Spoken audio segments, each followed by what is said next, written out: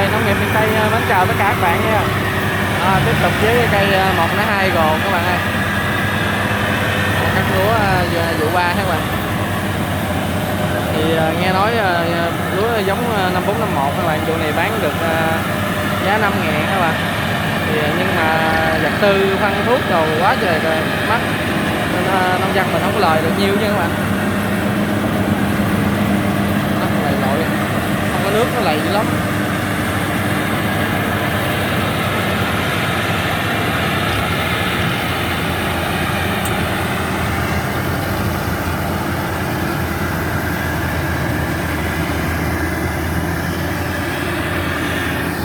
Ở đây cây Giăng Ma ha bạn, mà 105 bờ lút.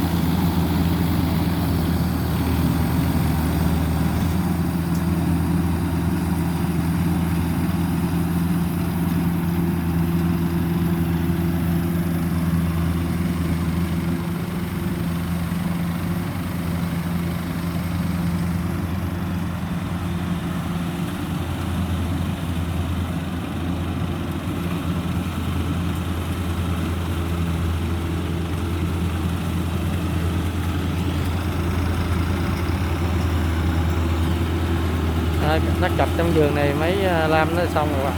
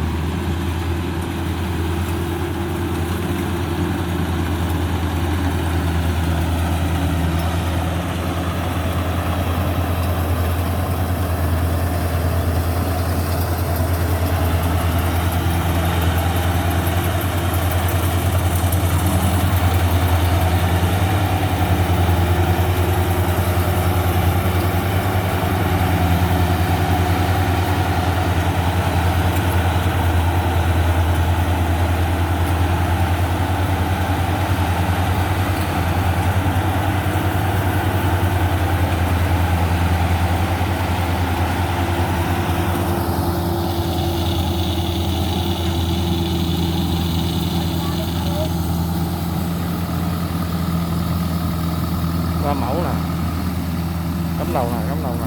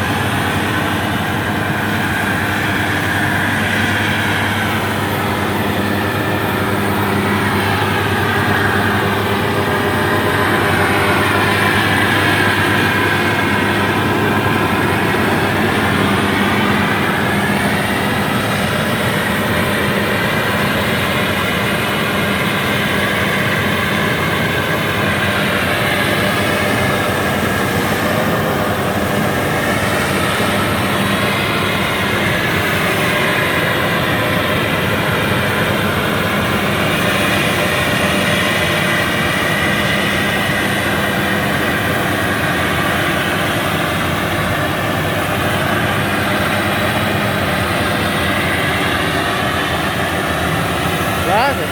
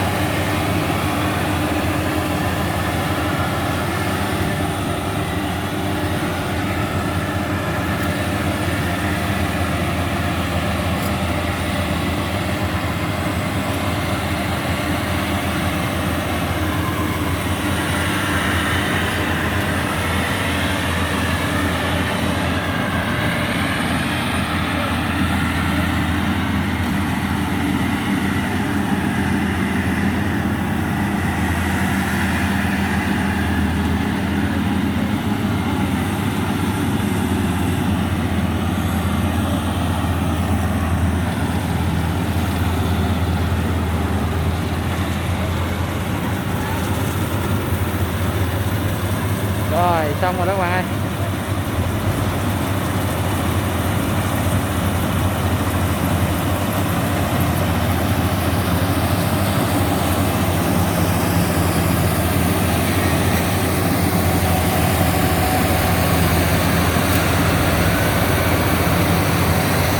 Rồi hẹn các bạn những video tiếp theo mình ha.